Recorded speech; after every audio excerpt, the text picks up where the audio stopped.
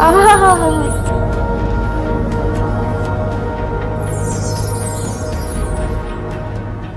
प्रिय माधव, मुझे भक्त का कष्ट देखा नहीं जाता।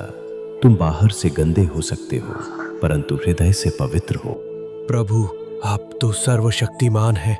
चुटकी बजाकर मुझे ठीक कर सकते थे, फिर ये सेवा क्यों? ये पीड़ा तुम्हारे संचित कर्मों का फल है, चाहे इस जन्म का हो या किसी पूर्व जन्म का।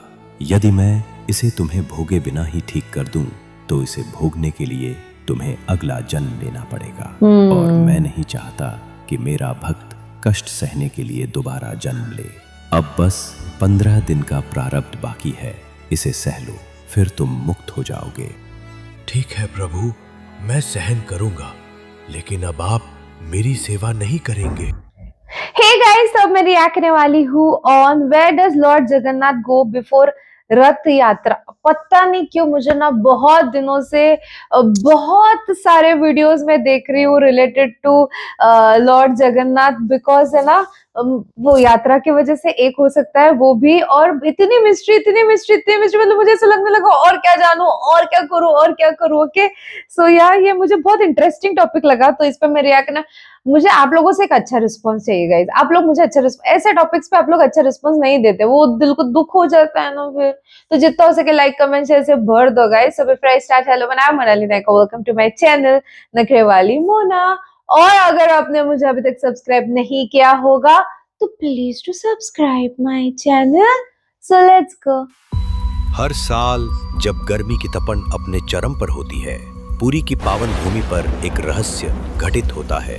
त्रिभुवन के स्वामी स्वयं भगवान जगन्नाथ गायब हो जाते हैं।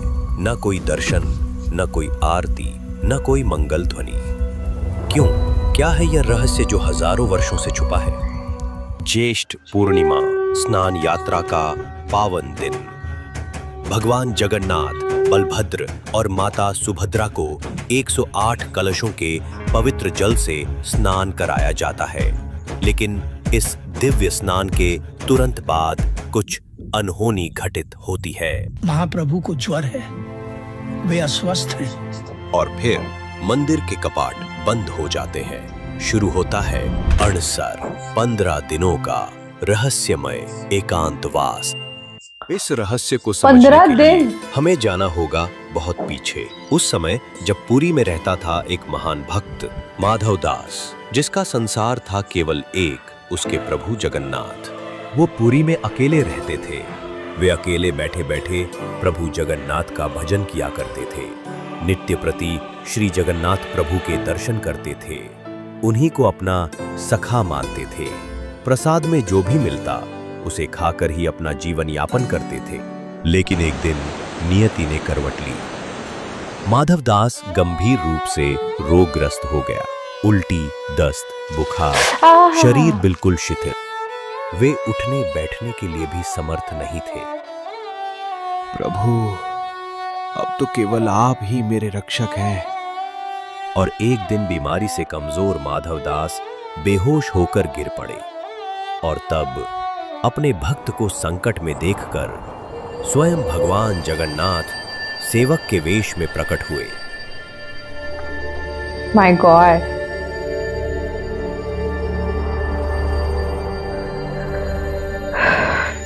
कोई शोर नहीं, कोई चमत्कार नहीं, बस मौन सेवा। उल्टी से सने गंदे वस्त्र धोना, पसीने और मैल से सना शरीर पोंछना, कड़वे काढ़े को धैर्य से पिलाना, यहाँ तक कि अपने हाथों से उसे भोजन कराना। कोई भी काम छोटा नहीं था प्रभु के लिए। जब माधव दास जी को होश आया, तब उन्हें यह अनुभूति हुई कि यह तो स्वयं प्रभु श्री जगन्नाथ है। हे प्रभु, ये कैसी लीला है आपकी। मैं तो भजन करता था आपके दर्शन के लिए, न कि आपको इस अवस्था में देखने के लिए।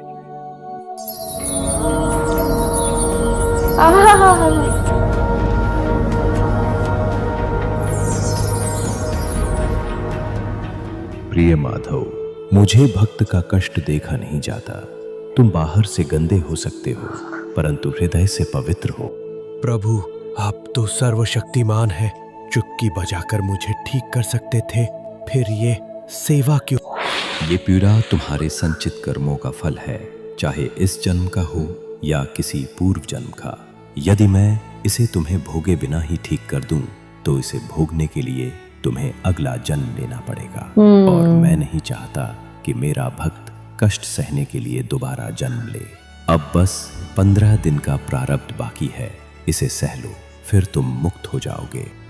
ठीक है प्रभु, मैं सहन करूंगा, लेकिन अब आप मेरी सेवा नहीं करेंगे।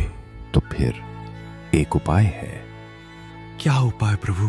यहाँ नहीं, श्री मंदिर में जाकर करूंगा। तुम ठीक हो जाओगे और मुझे सेवा भी नहीं करनी पड़ेगी। माधवदास को क्या पता था, ये उपाय नहीं बल्कि भगवान का महान त्याग था। प्रभु ने माधवदास के शेष 15 दिनों का प्रारब्ध अपने ऊपर ले लिया। उधर माधवदास चमत्कारिक रूप से ठीक हो गए। वे आनंद से भरकर भगवान के दर्शन के लिए चले, लेकिन मंदिर में जो दृश्य देखा वो अविश्वसनीय था। भगवान जगन्नाथ बीमार पड़ गए हैं, उन्हें तेज बुखार है। आपको कैसे पता कि प्रभु अस्वस्थ है? हाँ। अभी आपके आने से पहले एक आकाशवाणी हुई थी, उसी से मुझे ज्ञात हुआ। प्रभु, यह आपने क्या किया? मेरा रोग अपने ऊपर ले लिया। तुम सदा मेरा ध्यान रखते आए हो, तो इतना तो मुझे भी करना होगा ना। मैं थोड़ा अस्वस्थ हूं, 15 दिनों में ठीक हो जाऊंगा।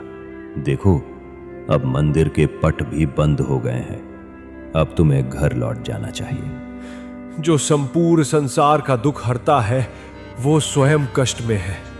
इस अवस्था में मैं भला ऐसे में उन्हें छोड़कर कैसे जा सकता हूं? 15 दिन माधवदास बाहर बैठकर भजन गाते रहे, ताकि उनके अस्वस्थ सखा का मन बहलता रहे।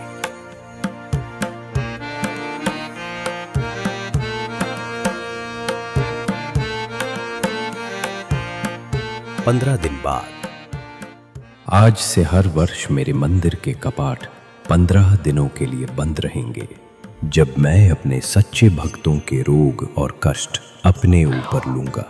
और तभी से हर साल स्नान यात्रा के बाद भगवान बीमार हो जाते हैं। 15 दिन बाद जब भगवान स्वस्थ हो जाते हैं, तब भव्य रथ यात्रा निकाली जाती है। जैसे एक बार उन्होंने माधवदास की पीड़ा अपने ऊपर ली थी, वैसे ही हर साल करोड़ों भक्तों का दुख अपने ऊपर लेते हैं।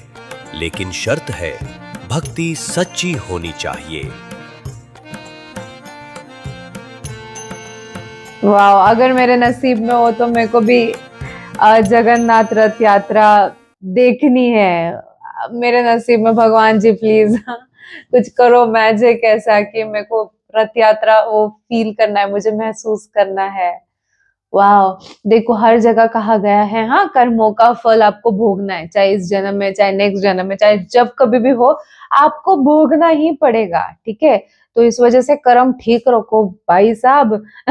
लाइक लोगों को क्या लगता है, किसी को क्या ही समझ में आएगा, क्या ही होगा वगैरह वगैरह। हम छुपा सकते हैं, हम अपने आप से भी झूठ बोल सकते हैं। एक टाइम आजकल तो वो भी चल रहा है, खुद को भी सच नहीं बोलते कि बाबा मैंने ये पाप किया था, पर उसको तो दिख रहा है ना, वो माफ नहीं करेगा फिर। एंड श्री कृष्ण एक ऐसी पावर जो हमको हमेशा फील होती है। आप नाम लो, आप उनका स्मरण करो, आप बांसुरी सुनो, आप वो म्यूजिक सुनो, आपको वो फील होता है, उनकी एक अलग सी पावर। बोलते ना, मैंने एक फोटो देखा था, वो जगन्नाथ प्रभु जगन्नाथ का ही था, वो ऐसे थे दरवाजे से बाहर, एंड ऐसे लग रहा है कि he is looking right into our eyes. मुझे वो फील हुआ। माय गॉड, लकी है वो लोग जो वो रथ यात्रा देख सकते हैं एंड दर्शन ले सकते हैं। Literally lucky. मैं तो ऐसे विश्वास करती हूँ कि मैं घर में बैठ के भी भगवान का स्मरण करूंगी तो भगवान तो आते हैं मदद करने के लिए, बट कुछ चीजें महसूस भी करनी है। आप बताओ, आपने कभी जगन्नाथ रथ यात्रा देखी है? कभी गए हो? कभी उस पावर को फील किया है? आप मुझे कमेंट सेक्शन में नीचे जरूर बताना। कर्मा वाली चीज को आप कितना बिलीव करते हो ये भी बताना। जितना हो सके लाइक कमेंट शेयर से भर दो गाइस। हो सके तो सुपर थैंक्स भी देना, मेरे चैनल के ग्रोथ के लिए हेल्प हो जाती है। बाकी परत मिळालेचा